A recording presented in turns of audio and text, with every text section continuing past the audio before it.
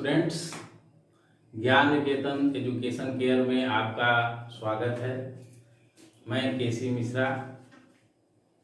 आज हम संस्कृत व्याकरण में प्रत्याहार टॉपिक पर बात करेंगे, चर्चा करेंगे।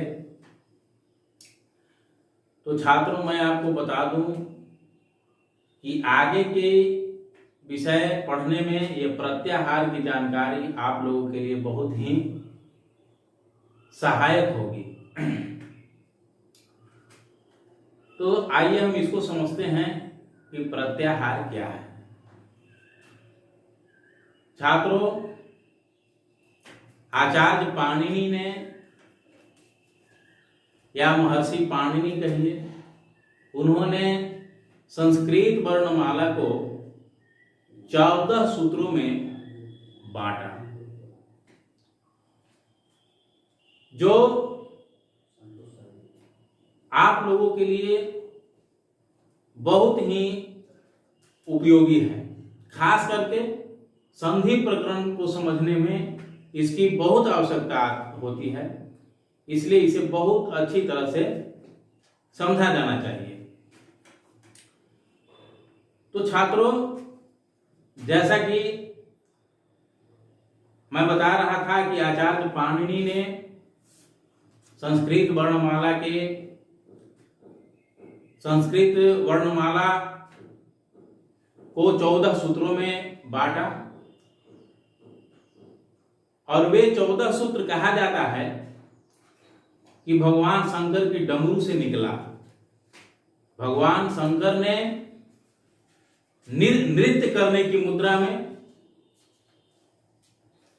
14 बार डमरू बजाया, और उसी डमरू की आवाज से इन सभी वर्णों का उद्भव हुआ। इसलिए इसे शिव सूत्र के नाम से भी जानते हैं। नृतावसाने न नटराज राजो नन्नाद ढक्कम नवपंच बार, 9 और 5 14 बार। तो सबसे पहले हम 14 सूत्रों को देखते हैं, वे सूत्र कौन कौन से हैं। तो छात्रों, यहां देखिए, मैंने उन सभी वर्णों को यहां पर लिख दिया है, और वे 14 सूत्र यहां देखिए।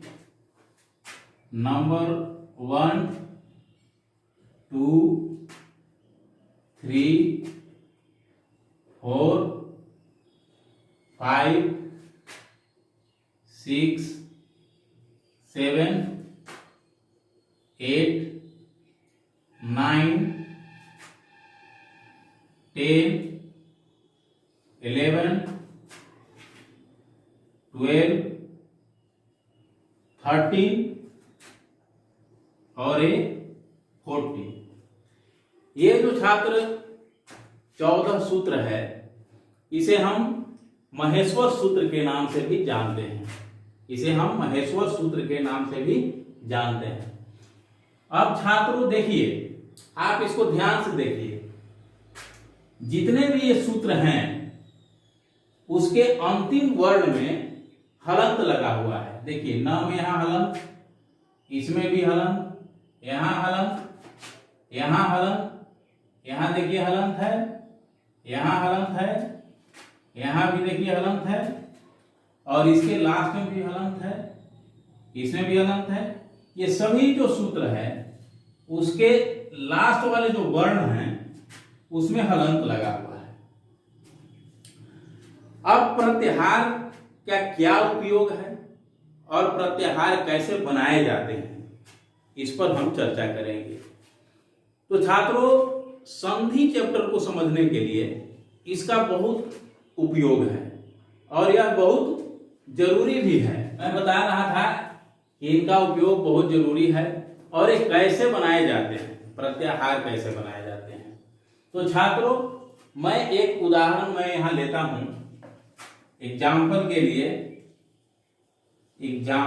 लिए हम यहां लेते हैं। मैं लिखता हूं अक। ये अक प्रत्याहार है। क्या है? अक प्रत्याहार है। अब देखिए, इसमें क हलंत है और इसके प्रथम वर्ण में अ है। और छात्रों यह ध्यान रखिए कि जो भी प्रत्याहार बनेंगे और वो दो वर्ण के होंगे, उनमें दो ही वर्ण होगा, ध्यान रखिएगा। और अंतिम वर्ण हल वर्ण होगा, उसमें हलंत लगा होगा। और जो प्रथम वर्ण है वो कोई स्वर हो सकता है या व्यंजन हो सकता है। ज भी हो सकता है इसकी जगह पर, ह भी हो सकता है, लेकिन जो अंतिम वर्ण होगा वह हलंत होगा। तो मैंने यहां देखिए लिखा अ स्वर है और क हलंत है। अब ये अग जो है प्रत्याहार हमने लिख दिया। तो ये क्या है? तो इसका मतलब है, देखिए आपने जो 14 सूत्र लिखा है यहां पर, और छात्रों यह ध्यान रखिए कि जो सूत्र आप लिखेंगे और प्रत्याहार बनाना आप चाहेंगे तो उन सूत्रों को इसी प्रकार लिखिएगा। इस तरह से मत लिखिएगा, ऐसे लाइन से नहीं लिखिएगा। ऐसे लाइन से लिखिएगा तो थोड़ा ज्यादा कठिनाई होगी, हालांकि गलत नहीं होगा, लेकिन उसमें थोड़ी सी कठिनाई आपको होगी। इसलिए हम इसी तरह इस लाइन के अनुरूप लिखेंगे। तो यहां देखिए अ है, तो अ देखिए इसमें कहां है अ, तो इसमें हो गया अ। और उसके बाद क्या है ई, उसके बाद क्या है ई, उसके बाद है उ, तो उसके बाद हमने उ लिख दिया। और उसके बाद है, अब इसको हमने छोड़ दिया छात्रों, देखिए ये टवर्गी न हलंत वर्ण को छोड़ दिए हम। और इसके बाद क्या है री, और उसके बाद क्या है ली, उसके बाद क्या है ली। और ये क को भी हमने यहां नहीं लिखा, ठीक है। अब यहां देखिए अक प्रत्याहार में यहां इसका स्टार्टिंग वर्ण है अ, और क क्या है यहां। अ से क के बीच में जितने भी वर्ण होंगे उनको लिख देंगे हलंत वर्णों को छोड़कर। तो अब देखिए यहां से यहां तक के बीच में, अ से क तक के बीच में कौन कौन से वर्ण हैं? अ है, ई है, उ है, री है और ली है। इसमें भी टवर्गी न है, अड़ा जिसको बोलते हैं, इसमें हलंत लगा है, और क है इसमें भी हलंत लगा है। तो इसको हम लिखेंगे लास्ट वाले, क्योंकि उसको इंडिकेट करेंगे। लेकिन बीच में जितने भी आपको हलंत वाले वर्ण मिलेंगे, जितने भी हलंत वाले वर्ण मिलेंगे उसको हम नहीं लिखेंगे। तो हमने क्या लिखा, ये टवर्गी न को, जिसे अड़व बोलते हैं, इसको हमने छोड़ दिया। तो अब क्या किया, कितने वर्णों को इंडिकेट किया? 1 2 3 4 5। जैसे ही कोई अक बोलता है तो आप समझिए कि वह इन 5 वर्णों को इंडिकेट करता है। अक प्रत्याहार जो है ये 5 वर्णों को इंडिकेट करता है। जैसे ही अक हम बोलते हैं तो ये 5 वर्ण समझिए कि हमने बोला। अब इन सभी वर्णों को हम पूरा न लिख करके हम शॉर्ट में एक संक्षिप्त, जैसे आप अंग्रेजी में एब्रिविएशन पढ़ते हैं उसी तरह का हमने संक्षिप्त एक शब्द लिख दिया, यहां संक्षिप्त शब्द लिख दिया। अब इन वर्णों का ये क्या है, संक्षिप्त रूप है, शॉर्ट फॉर्म है। तो छात्रों इसी को हम प्रत्याहार कहते हैं। प्रत्याहार का क्या, अब हम इसकी परिभाषा बना सकते हैं कि प्रत्याहार किसे कहते हैं। तो कई वर्णों को अब लिख सकते हैं कि कई वर्णों को अत्यंत संक्षिप्त रूप में लिखने की प्रणाली को, लिखने की प्रक्रिया को, सिस्टम को हम प्रत्याहार कहते हैं। छात्रों एक बार सुन लीजिए फिर से कि कई वर्णों को अत्यंत संक्षिप्त रूप में लिखने की प्रणाली को हम प्रत्याहार कहते हैं। हम इसको लिख भी सकते हैं कि कई वर्णों को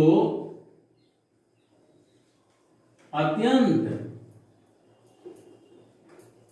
संक्षिप्त रूप में लिखने की प्रणाली को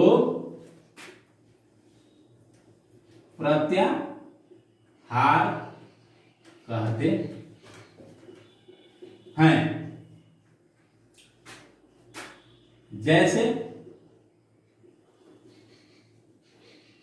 अक में आ गया कौन कौन से वर्ड, अ ई उ री लुई, अ हरसवी हरसु री लुई, इसको आप समझिए। तो आप प्रत्याहार किसे कहते हैं ये आप समझ गए होंगे। प्रत्याहार बनाए कैसे जाते हैं ये समझ गए होंगे। अब छात्रों हम कुछ प्रत्याहार बना करके देखेंगे कि वे प्रत्याहार कैसे बनाए जाते हैं। तो मैं यहां लिखता हूं। तो अब हम 2-4 प्रत्याहार बनाएंगे और उसको देखेंगे कि कैसे हम प्रत्याहार बनाते हैं। जैसे मान लिया जाए कि जस, हम पहला लिखते हैं जस प्रत्याहार, जस जस। यहां देखिए, तो इसका प्रथम अक्षर क्या है, वर्ण क्या है, ज। अब यहां देखिए ज कहां है, स्टार्टिंग में ज कहां है, तो देखिए स्टार्टिंग में यहां ज है और ये तालव्य स है। तालव्य स कहां है, तो तालव्य स यहां है। तो यहां से यहां तक के सभी वर्णों को हम लिख देंगे, ज ब ग ड द। यानी कि जस प्रत्याहार में ज ब ग ड द, क्योंकि देखिए ज से स के बीच में, जस को हम इंडिकेट किए, ज से स के बीच में ये 1 2 3 4 और ये 5 वर्ण ही आते हैं, है ना। इसी प्रकार हम झल प्रत्याहार बना सकते हैं। दूसरा यहां एग्जाम्पल लेते हैं, झल। झल, अब देखिए झ कहां है, देखिए छात्र झ यहां है, तो झ हम यहां लिख दिए। और ल कहां है, तो ल देखिए कहां है, ल देखिए यहां है, देख रहे हैं ना, ल यहां है। तो अब यहां से शुरू कीजिए, झ भ, और इसको छोड़ देंगे क्योंकि मैं पहले ही बताया हूं कि हलंत वर्णों को बीच में जितने भी हलंत वर्ण आएंगे उन सबको छोड़ देंगे। तो झ भ, घ ढ ध, देखिए घ ढ ध, और इसमें स है तो इसको भी छोड़ देंगे। अब आइए ज ब ग ड द स, ज ब ग ड द, अब इसको यहां छोड़ देंगे। फिर देखिए ख फ छ ठ, अब इसको देखिए ख फ छ ठ थ च ट त, च ट त, व को छोड़ देंगे क्योंकि इसमें हलंत लगा हुआ है। क प, क प, ये तीनों स को लिखेंगे, स मूर्धन्य स, दंत स, और यहां देखिए हल है, तो क्या हो गया, ह को लिखेंगे ह, यानी कि अल्लाह को छोड़ देंगे, इला को यहां इंडिकेट कर दिए हैं इस ल से, और इसके इन वर्णों को छोड़ देंगे, इसको छोड़ देंगे। यानी कि अगर झल प्रत्याहार हम लिखते हैं तो इसमें इतने वर्ण आ जाते हैं। तो इस तरह से हम प्रत्याहार बनाते हैं और प्रत्याहार बना करके हम कई वर्णों को संक्षिप्त रूप में लिखते हैं और वो जो समझने में आसान होता है। अब इन सूत्रों को छात्रों एकदम याद करना है, इसको पढ़िए, अई युण रील ऋग येयोंग अयोत हय वरट लड़ा यमंगणनम झवय घड़ घस जव गड़ दस खफ छठ था चट तव कपय सससर हल। तो इस महेश्वर सूत्र को आप याद कर लीजिए, स्मरण कर लीजिए, यह संधि चैप्टर में आपको बहुत काम आएगा। और इससे इसी के साथ ये वर्ण प्रकरण चैप्टर आपका समाप्त होता है। धन्यवाद।